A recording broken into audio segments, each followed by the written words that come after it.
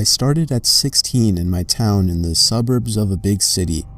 At first, they put me to help the chef in the kitchen and clean the place and stuff.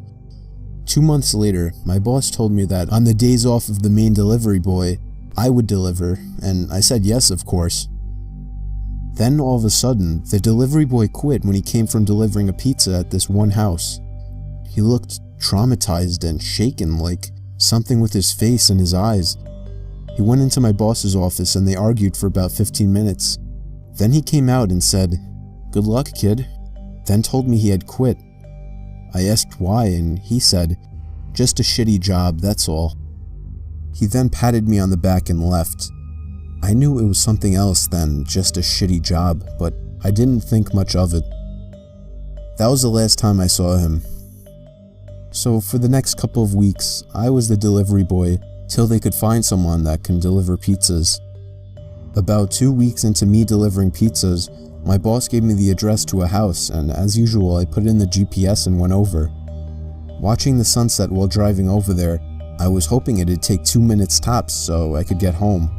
Unfortunately, it was in the rural side of town, where the houses are like a quarter mile from each other.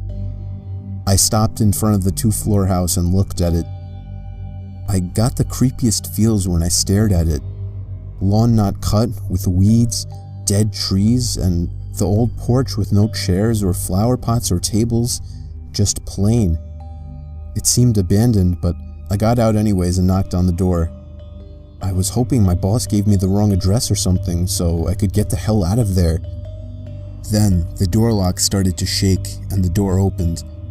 It was an old lady, at least 70 years old or something around there, with white hair, teeth missing, and skinny, very short too, but her eyes just glaring at me. It really freaked me out. I figured if I was nice, things would turn out okay after all. "Pepperoni pizza, ma'am?" I said as friendly as I could. "Yes," she said with a hoarse voice as if she had a sore throat. "Alrighty, here you go." I handed the pizza over, but she just looked at it with no emotion and didn't take it, getting her purse. "Did you come with someone else?" I froze, then quickly looked up at her, still glaring at me. That question really frightened me. No," I said. "Where's the other one? He ran off on me last time he came." Ran off, I thought. It didn't make sense.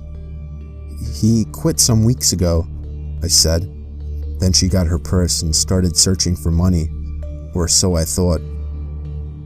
She did for about a minute, the longest minute ever, and with the hands in her purse, she stopped and looked at me, not in a look of surprise or in confusion, but just like as if she was thinking really hard on something.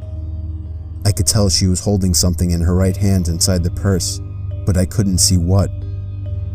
I really started to freak out at this point. What if it was pepper spray, or a knife, or even a gun? I mean, what could take her so long to get $10 out of her purse? Then, behind her, I saw a shadow. A silhouette of a man coming to the door, and all of a sudden, I heard footsteps crushing the leaves on my left side next to the porch, and a man's deep voice saying, "Hey." I looked over and saw a head of a middle-aged man with a look of anger peeking over the porch. This guy then started to climb the porch, and that was when I realized I had enough. I darted to my car, threw the pizza inside, turned it on, and drove off. I didn't look back as I drove off in the dark. I had to lie and pay for the pizza out of my own pocket, but it was worth it. On the day I quit, I decided to tell my boss what happened that evening, to which he freaked out as well and asked me why I hadn't told him. He said James told him something like he just walked out of there and didn't pay attention to her. My boss then called the cops to look into the sketchy situation, and he told me I could leave. About 2 days later, he called back, saying the cops had the house registered as foreclosed for over a year, and they found 3 people living in there when they broke in, which were 2 men and the old lady I encountered. They were arrested, and he didn't tell me anything else. I'm still traumatized, and I don't know what would have happened if I would have waited. They could have easily jumped me, but thank God I quit afterwards, and I'm still alive. I'll never forget the time I was covering my friend's shift at a pizzeria we worked at. He was the delivery boy, while I was usually the one manning the register. On that night, I made 2 real deliveries to normal people. Then, my manager gave me one final delivery for the night. It was 5 miles away, which was a long drive for what I was used to. The GPS told me to turn off the highway into some very quiet town. Somehow, I'd never even heard of this town. The GPS took me down some side roads that were even more dead than the main streets in this town. Half of the street lights weren't even on. I didn't like the looks of this place. I just wanted to deliver the pizza and be gone. So I arrived to the house. It was a single-floor little thing. I rang the bell, and almost immediately the door swung open. There was an older man, maybe in his upper 50s, that opened the door. His few hairs left on his head were gray, and he had a very pale face with a gray mustache. He gave me a smile and told me he'd be right back. He walked away into his house out of view, and I just stood there in the cold, waiting for him. I was a little uncomfortable with the area, and the looks of the guy answering didn't help. The sound of stomping on the creaky floors inside the house came to the door, as the man appeared back in the doorway with a smile. He said I should come inside where it's warm while I waited. I told him it's okay, but he just started nudging for me to come inside. I cannot justify my actions, but it was like 5 degrees outside. I foolishly stepped inside the sketchy stranger's house. He shut the door behind me and stepped off into another room in a hurry. It wasn't even much warmer in the house. He clearly didn't even have a heating system. I found myself creeping closer and closer to the door as I got more uncomfortable. Then, the man came out of another room and gave me another smile. He opened up a door, apparently leading to the basement. He looked down and told me that he normally leaves his money down there. He asked me to come down there with him, but I refused. Even from where I was standing, I could see it was totally pitch dark down there. And then, what happened next is where it all fell apart. I heard the sound of a creaking step coming from the basement. Somebody else was down there. I decided it was time to go and turned around to open the door, but the man was already right on top of me.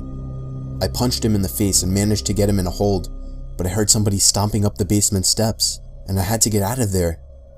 I pushed the man to the floor, ran outside, got in my car, and drove off without looking back. I told my manager everything, and he called the cops, but I don't know whatever became of that. My manager gave me a couple days off afterwards. Since then, I am much wiser to the fact that you should never enter a stranger's house. I was out doing a delivery one late night. It was probably the longest drive I have ever taken for a pizza delivery. From the pizza place I worked at, it was a 20-minute drive, which isn't too crazy out where I live. Plus, they ordered 4 large pies, so I figured it was a party and I would get a much bigger tip. Navigating the dirt roads at night was always annoying though. I pulled up to the given address. It was some old, sketchy-looking building literally in the middle of a forest clearing. There were no cars parked anywhere or any lights on. I put my car in park and called my boss. I asked him to reread the address at least 3 times to make sure I typed it in right, but that checked out. I could tell he was in a really bitchy mood, and he told me to at least knock on the door and check it out. He would normally get mad if we took back 1 pie, but I was afraid of what he would do if I brought back 4. I was insanely unnerved, but got out anyway and forced myself to the front door of the building. There was no doorbell, so I just knocked really hard. I heard nothing and didn't really expect to hear anything. I was extremely disappointed, not because nobody answered the door, but because I was realizing that it was all a waste of time and gas. I knocked one more time out of desperation, and then began to hear some kind of rustling noises from inside of the building.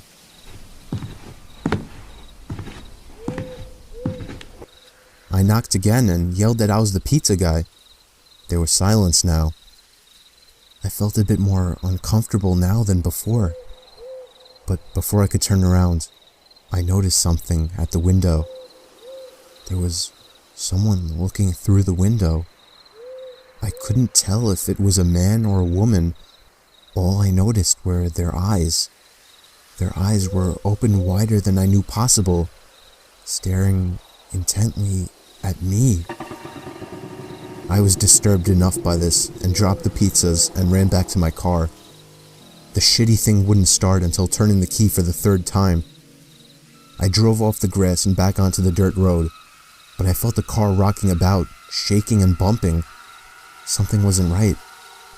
I didn't make it far from the building before I started hearing a sharp scraping sound coming from outside. There was so much resistance that I couldn't even drive. The car came to a stop. I got out of the car to check what the hell was wrong.